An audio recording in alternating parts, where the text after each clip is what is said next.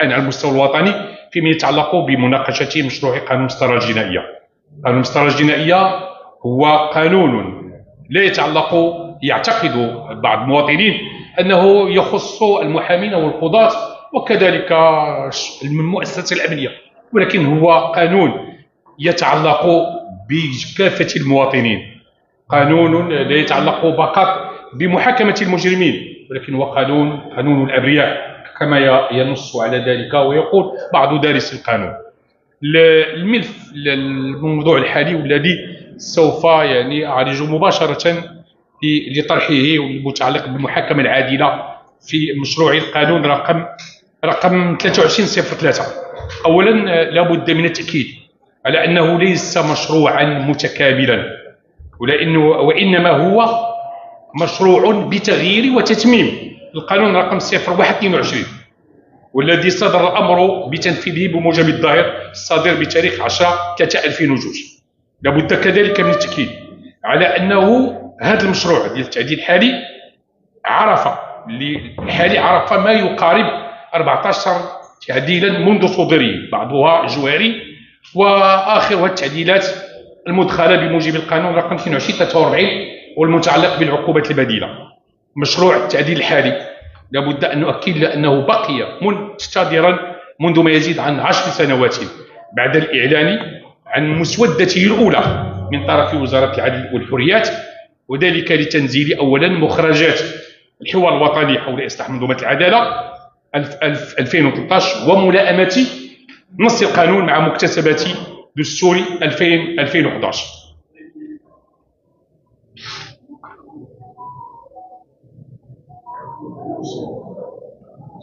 المشروع الحالي تضمن نسخ وتغيير القانون 01/22 وكيعطينا تعديل وتتميم أكثر من 380 مادة، إضافة 49 مادة جديدة وتغيير وإضافة عدة عناوين وأبواب. هذه الطريقة في تعديل القانون تشكل في حد ذاتها عائقا أمام عملية التشريع، لأنها تضخم النص أولا بالمزيد من الأبواب والفصول المتكررة، وتضيف فقرات لمواد هي تعاني أصلا طولا ركاكة في الصياغة، كما أنها تذكر متتبعي تطور القانون المسطري بظاهر الإجراءات الانتقالية المرتبط بفترة تاريخية يفترض أننا قد قمنا بتجاوزها.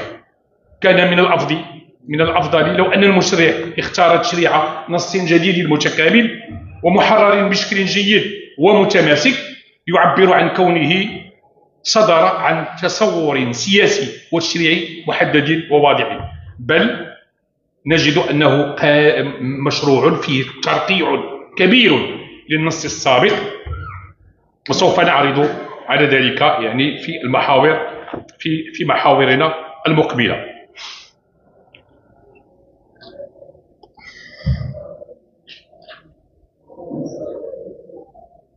مشروع التعديل المعروض يفترض فيه خصوصا من خلال ديباجته أن يستجيب لضرورات ملائمة لنص القانون 01/22 مع المستجدات التشريعية لدستور 2011 ولتطور منظومة العدالة باستقلال أولا السلطة القضائية واستقلال النيابة العامة وتطور تقنيات ووسائل البحث الجنائي مع توفير ضمانات المحاكمة العادلة.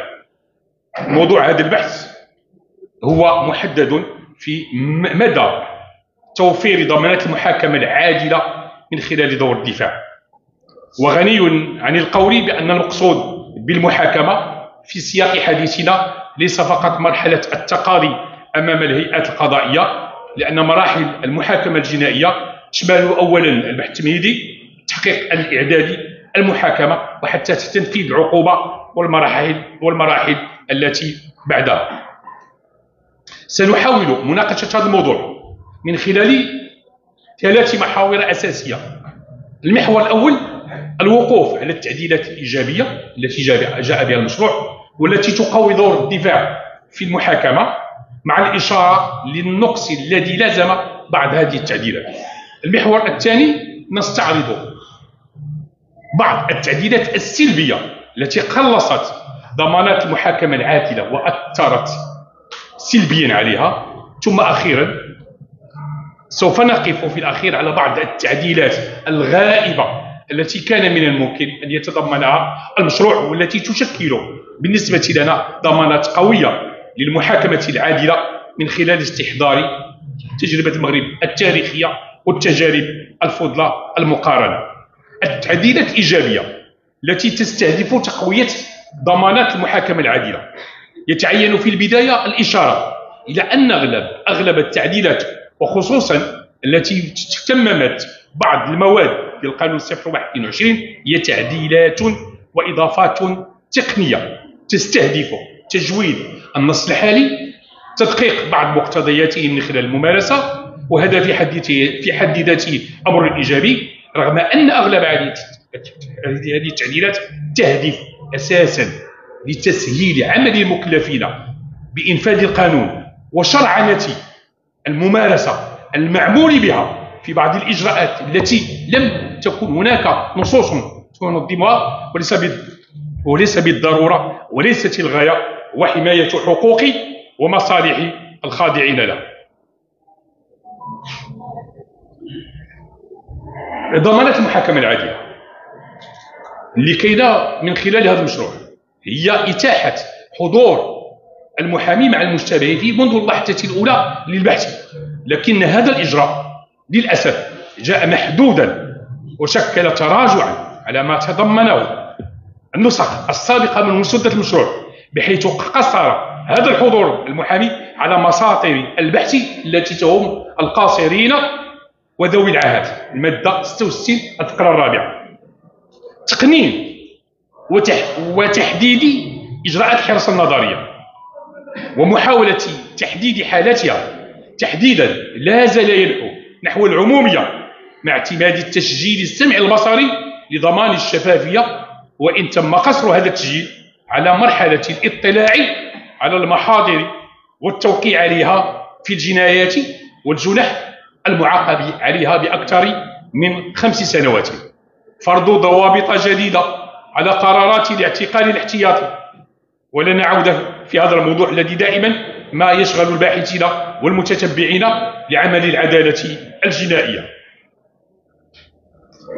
سن مقتضيات لدعم وحماية الفئات الهشة وضحايا الجريمة عن طريق إقرار تدابير خاصة تراعي المصلحة الفضلى للأطفال في النزاعات القانونية، تعزيز حماية الضحايا عبر توفير الدعم النفسي والقانوني، تطوير وسائل مكافحة الجريمة وإدخال تقنيات جديدة للبحث الجنائي، توظيف التكنولوجيا الحديثة في التحقيقات مثل تقنيات التتبع المالي، اعتماد اختراق العصابات الإجرامية بشكل قانوني، ثم تحسين التعاون الدولي لمواجهة الجرائم العابرة للحدود.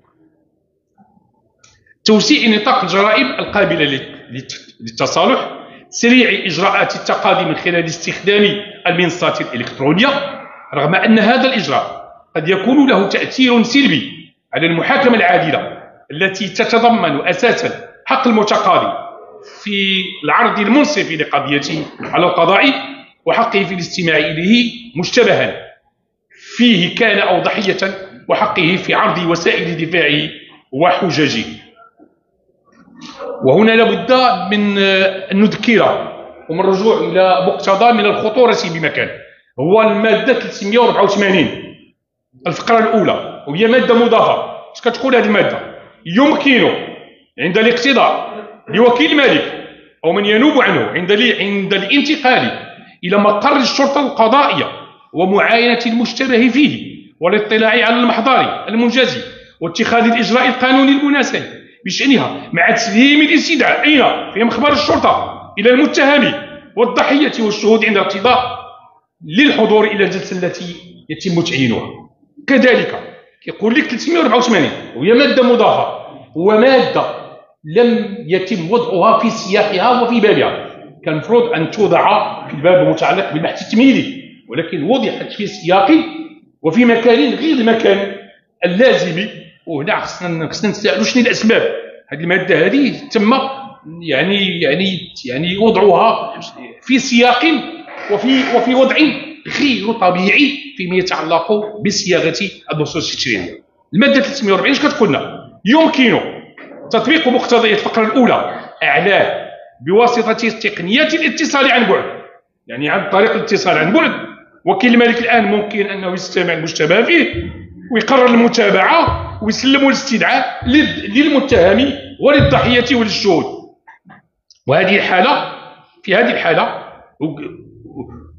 عن بعد او باي وسيله الكترونيه اخرى، وفي هذه الحاله يكلف وكيل الملك ضابط الشرطه القضائيه بتسليم الاستدعاء للمتهم وللضحيه وللشهود عند الاقتضاء. حنا نتصوروا هذه الصوره ديال انه التقديم غادي يولي في مخبر الشرطه، واش هذا المحامي اللي حتى هو نقولوا ليه سير خرج من المحكمه وسير لمخبر الشرطه ودخل اسيدي وخصهم يوفروا لنا المكان والظروف.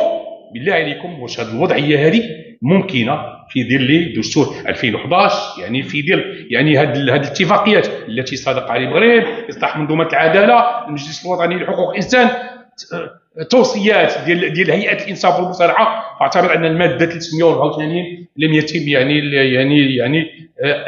مناقشه هذه الماده، فهذه ماده من الخطوره بمكان لا بد للمسؤولين ولنواب الامه حين مناقشه هذا المشروع. يعني التصدي ل 384 مرفوضه رفضا باتا بالنسبه الينا، بانها تضرب في العمق المحاكمه العادله والضمانات التي يوفرها المشرع للمتهم. التعديلات السلبيه اللي عندنا تعديلات، لعل اهم تعديل سلبي في المشروع هو اعتماد قاعده لا يجوز التعرض الا على الاحكام الغير القابله للاستئناف من خلال التعديل المقترح في الماده 393. هذا التعديل يعني ان المحكوم عليه بحكم غيابي لم يحضر اطوار محاكمته ولم يستدعى لحضورها بصفه قانونيه لا يملك الا الطعن بالاستئناف. هذه القاعده بمعنى تضرب في العمق احدى اهم ضمانات المحاكمه العادله، وهو حق التقاضي على درجتين. اقرار هذه القاعده سيؤدي الى تطبيق واسع لها في اطار تسريع المساطير والاجراءات واحصائيات النجاعه القضائيه. بخصوص مستجدات مسطره الطعن بالنقد، كاين مقتضى سلبي جدا اللي هو جاء في مقتضيات الماده 530 من مشروع قانون المسطره الجنائيه، الذي يترتب عنه التضييق على ممارسه هذا الطعن. اش كيقولنا؟ اولا الرفع من قيمه الوديعه المفروضه على الطاعن من 1000 درهم الى 5000 درهم. هنا كيبان شتي الاسباب، يعني الحد من ممارسه الطعون.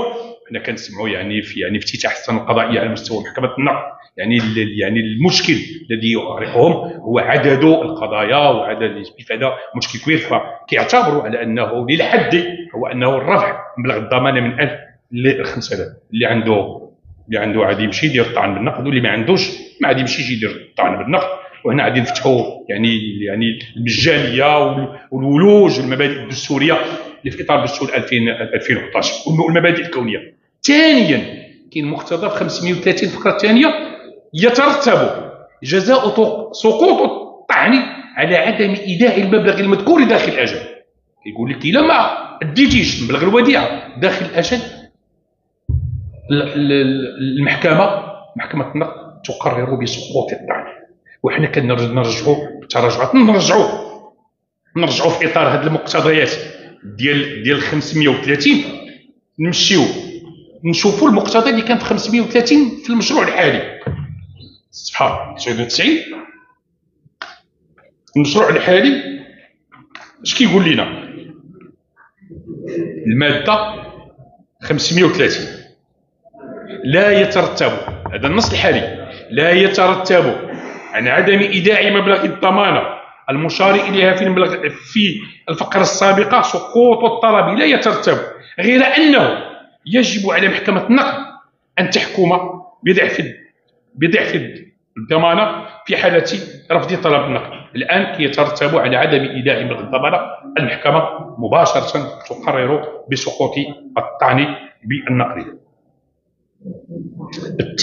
التعديل اللي كاين في الماده 139 اللي كنعرفوه واللي حنا دائما نتمسك بالقرار الصادر عن المحكمه الدستوريه اللي هو القرار 13991 والصادر بتاريخ 13 غشت 2013 والذي اسس لمبدأ مهم جدا، هو ان حق الدفاع ينطوي على حقوق اخرى تتفرع عنه من ضمنها حق الاطلاع والحصول على الوثائق المدرجه في ملف الاتهام المتوفره لدى النيابه العامه، مراعاه لمبدأ من اهم المبادئ اللي كرسها هذا القرار هو التكافؤ ما بين سلطه الاتهام والدفاع. كنلقاو الان عدم امكانيه المحامي بالاطلاع على الملف، اما قرار يتخذه قاضي التحقيق او النيابه العامه وكيعطيك واحد المده معينه. الامكانيه اللي عندك سابقا الان كنلقاو بعض المحاكم الان حديث كترفض انه المحامي انه يتوصل بنسخه من الملف، وكاينين زملاء ديالنا مشروط عنه فالقرار ويتم تأييد قرار قاضي التحقيق.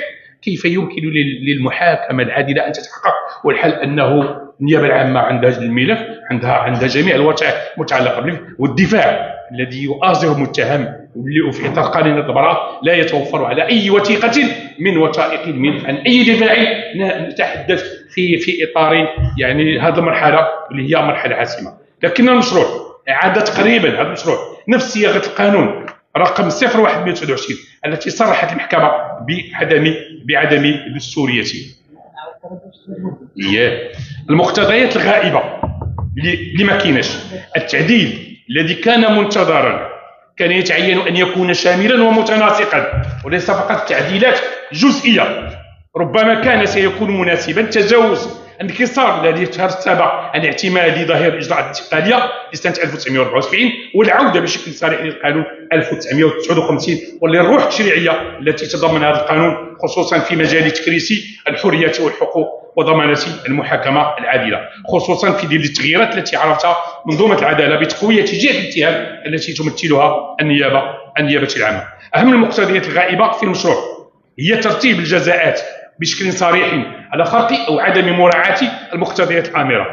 المشروع ادخل على الماده 751 في القانون الحالي تعديلا هو سيف ذو حدين، بحيث منح للجهه القضائيه المختصه حق تقرير بطلان الاجراء الذي لم يثبت انجازه على الوجه القانوني من عدمه، وما اذا كان يجب ان يقتصر البطلان على الاجراء المعني او يمتد كلا او بعضا للاجراءات اللاحقه.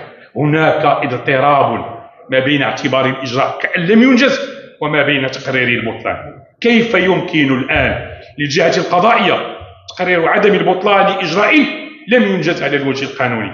يجب تعديل هذا المشروع بترتيب جزاءات واضحه على الاخلالات الشكليه التي تشوب المسطره.